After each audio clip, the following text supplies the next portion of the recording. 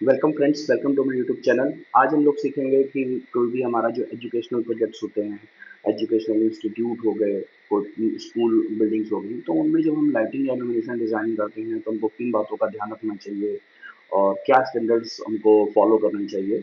आज हम लोग इन चीज़ों को ध्यान में रखते हुए इस प्रेजेंटेशन को देखेंगे।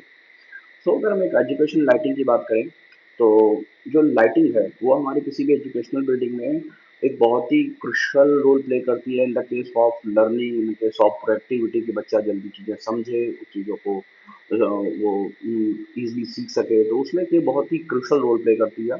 अगर किसी क्लासरूम में जो है प्रॉपर लाइटिंग होगी, अब in the case of D lighting भी हो सकती है और in the case of artificial lighting, लेकिन हम प्रॉपर इल्यूमिनेशन की अगर हम बात करें तो इससे जो वहाँ पे पढ़ने वाले स्टूडेंट्स हैं उनके ऊपर काफ़ी एक इम्पैक्ट होता है। लाइक उनका कंसंट्रेशन, उनका जो मूड होता है, उनकी ओवरऑल एबिलिटी उस चीज़ों को अडॉप्ट करने में, उन टॉपिक्स को समझने में, वो काफ़ी इफेक्टिवली होती है जब हमारी वहाँ पे प्रॉपर एक इल्यूमिनेशन डिज़ाइन होती है। ओके। और अगर हम आज बात करें इन करंट सिनारियो की, तो जो लाइट एलईडी की हमारी technology day by day upgrade हो रही है, तो उसमें वो काफ़ी चीज़ें वो ऑफ़र होती हैं। लाइक एक हाई एनर्जी एफिशिएंसी ऑफ़र होती है, प्लस विजुअल कंफर्ट। लाइक हम बात करें तो उनकी कलर रेंडरिंग और अदर चीज़ें आजकल जो है टेक्नोलॉजी में काफ़ी ज़्यादा एलईडी में डे बाय डे इम्प्रूवमेंट हो रही है। ओके। तो हम काफ़ी ज़्यादा एलईडी को, इन सब चीज़ों को यूज़ कर सकते हैं टेक्नोलॉजी वाइज। ओके। और अगर हम बात करें इस प्रोजेक्ट में, तो इस प्रोजेक्ट में जो एजुकेशनल प्रोजेक्ट में केवल रिक्वायरमेंट खाली हमारे क्लासरूम तक लिमिटेड नहीं रहती है। उसके अलावा भी बहुत सारे वेरियस टाइप की रिक्वायरमेंट्स होती है। लाइक ऑडिटोरियम या lecture hall, pause areas, various hallway, corridor, library, plus हमारी बिल्डिंग की एक्सटीरियर फॉर्म्स। तो इसमें जो क्या होता है, अलग अलग रिक्वायरमेंट के अकॉर्डिंग अलग अलग जो है हमारे सॉल्यूशन जो है होते हैं according to the space. Okay. अगर हम गोल की बात करें एजुकेशन लाइटिंग को अचीव करने के लिए, तो फर्स्ट होता है कि हम उनको सिक्योरिटी एंड सेफ्टी फील कराना थ्रू द लाइटिंग। देन उनका जो वेल बीइंग है उसको एनहांस करना। देन उनका जो फोकस और इंगेजमेंट है उस जिस पर्टिकुलर एक्टिविटी के लिए वो स्कूल या चीज में एजुकेशन में आते हैं उस बिल्डिंग में, तो उसमें उनको इम्प्रूवमेंट देना। Okay. So this is a very important slide. तो दिस स्लाइड हम विजुअली समझ सकते हैं कि किस टाइप की एक्टिविटी के लिए हमको मिनिमम लाइटिंग रिक्वायरमेंट कितनी होनी चाहिए। अगर हम क्लासरूम की बात करें तो जो near the black board area है, व्हाइट बोर्ड या ब्लैक बोर्ड, तो उस अराउंड पे हमारा लमसम 500 लक्स की वैल्यू मेंटेन होनी चाहिए इल्यूमिनेशन में। और जो हमारा क्लासरूम का सिटिंग एरिया होता है जहाँ पे स्टूडेंट बैठ कर राइटिंग और एक्टिविटी परफॉर्म करते हैं, तो उस एरिया में जो ये है काफ़ी डिटेल लाइटिंग होनी चाहिए। तो वहाँ पे जो लमसम लाइटिंग का लेवल है वो 300 to 750 लक्स के आसपास उनके वर्किंग लेवल पे जो है वो मेंटेन होना चाहिए। ओके। सो ये चीज़ों को हम लोगों को ध्यान रखना पड़ता है, बिकॉज जो लक्स वैल्यू है वो किसी भी लुमिनरीज में लिखी नहीं होती है, वो हमको कैलकुलेट करनी पड़ती है या फिर इंस्ट्रूमेंट के थ्रू मेजर करनी पड़ती है। ओके। सो नेक्स्ट से हम बात करते हैं कि कॉरिडोर्स की या फिर पॉज एरियाज जो भी अलग हैं, जैसे सिटिंग, रिसेप्शन वगैरह। तो उन सब में जो है, जब हम कॉरिडोर में देखें तो मैं 150 to 200 लक्स जो है that is sufficient. And 200 to 300 lux for sitting area, reception, canteen वगैरह, इन सब जगह पे हम जो है 200 to 300 लक्स जो है मेंटेन कर सकते हैं। इस वैल्यू तक वो सफिशिएंट होती है। लेकिन जब हम बात कर रहे हैं ऑडिटोरियम या वेरियस टाइप ऑफ बड़े लेक्चर हॉल की, तो उन केसेस में जो हमारा सिटिंग एरिया है वहाँ पे हमारा 500 लक्स हाईली एक्टिविटी परफॉर्म करने के लिए, टेक्निकल मतलब स्टडी एक्टिविटी के लिए परफॉर्म करने के लिए 500 लक्स। और जहाँ पे पर्सन जो कि टीचर या एज अ लेक्चरर जो भी परफॉर्म करना है उस टाइप उधर की एक्टिविटी के लिए जो है वो वहाँ पे मिनिमम 500 to 750 के बीच में जो वो वैल्यू होनी चाहिए। अगर वहाँ ब्लैक बोर्ड और ऐसी कोई activity, white board activity perform हो रही है, बिकॉज वहाँ पे हमको क्लियरली वो विजिबिलिटी होनी चाहिए। और द अनदर थिंग कि जो पर्सन है वो हर जगह से विजिबल होना चाहिए। देन ये जो चार्ट है हमारा, वो हर चीज़ लगभग जितने भी हमारी रिक्वायरमेंट एक स्कूल या एक एजुकेशनल बिल्डिंग से जुड़ी होती है, लमसम मैंने यहाँ मेंशन की हुई है। तो उनके अकॉर्डिंग हमारा मिनिमम वैल्यू लक्स की कितनी होनी चाहिए, I already have mention in the first column. तो यहाँ से हम लोग देख सकते हैं, रेफरेंस ले सकते हैं। तो this is the unified glare rendering value है हमारी। तो ये जनरली क्या होता है, अगर आप कोई भी न्यूमेरिक खरीदेंगे तो उसमें ये वैल्यू लिखी होती है। तो ये वैल्यू हमारी मिनिमम वहाँ उस कितना ग्लेयर वो प्रोड्यूस करती है, तो वो वैल्यू उसमें मेंशन होती है। तो ये यूजीआर वैल्यू हम जो है ल्यूमिनरीज में सेट कर सकते हैं। इस वैल्यू के लिए तो हमको लक्स मीटर या फिर मेजर करने के लिए करना पड़ेगा, बट इस वैल्यू को जो है हम ल्यूमिनरी से चेक कर सकते हैं। तो this is the glare rendering value. And then this one is the colour rendering index. तो कितना होना चाहिए current continuous that CRI value in the every luminaire, तो वो हम यहाँ पे देख सकते हैं for the before the selecting of luminaries.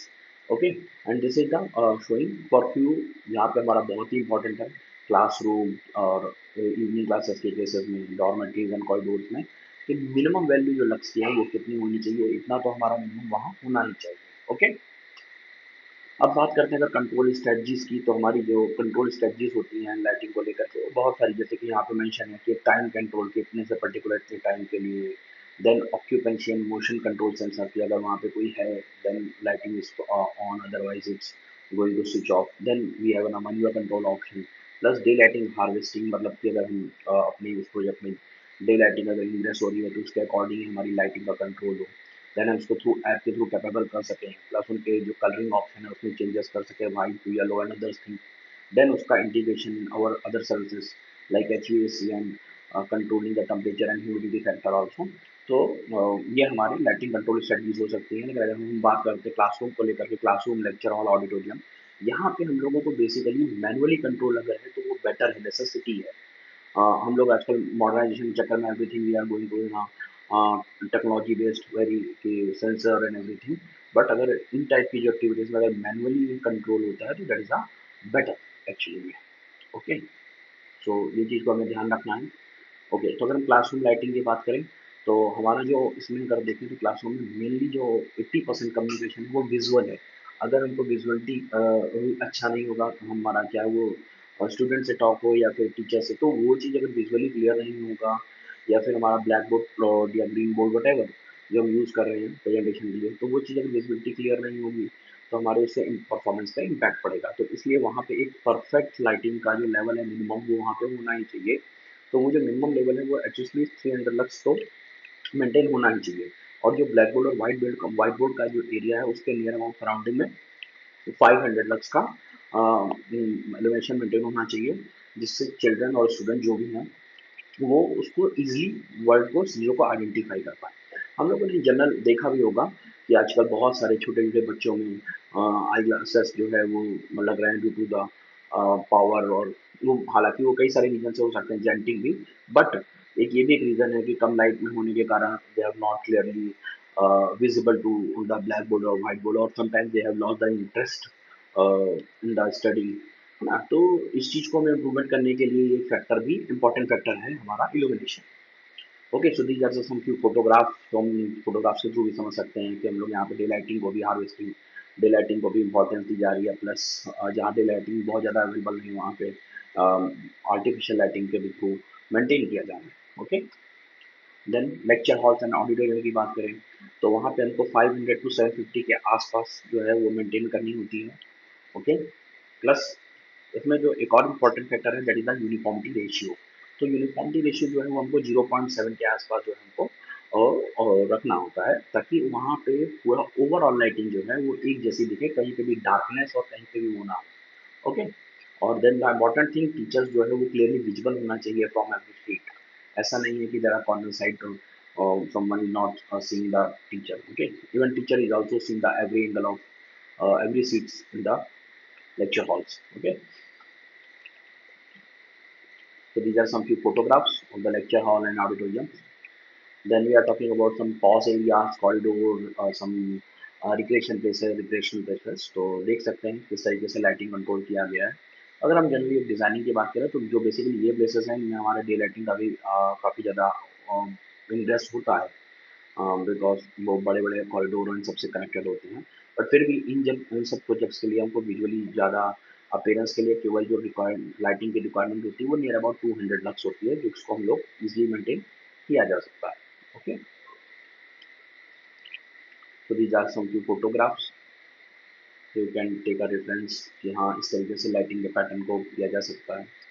Okay, then अब बात करते हैं एक्सटीरियर एरियाज की। तो एक्सटीरियर एरियाज का जो कॉन्टेक्स्ट है कि हाँ बिल्डिंग की फॉर्म हमारी ऐसी, तो उसको एक एस्थेटिक अपील देने के लिए, प्लस हम लैंडस्केप में वेरियस कि हाँ पाथ शोइंग के लिए कि हाँ पाथ के मूवमेंट के अकॉर्डिंग, प्लस जो हमारे अदर स्पेसेस होते हैं, जो वैकेंट स्पेसेस होते हैं ग्राउंड वगैरह, उनमें प्रॉपर लाइटिंग रात के टाइम पे, बिकॉज इट्स शोइंग कि हाँ समवन लाइक कोई इंट्रूजन प्रोडक्शन के केसेस के लिए, है ना, बॉर्डर बाउंड्री लाइटिंग के लिए। तो ये चीज़ें हमारी एक्सपीरियंस में जो है मेनली हम फोकस कर सकते हैं हमारे प्रोजेक्ट्स के लिए, ताकि एक सेफ इन्वायरमेंट, एक सेफ प्रोजेक्ट जो है हम वो क्रिएट कर सकें।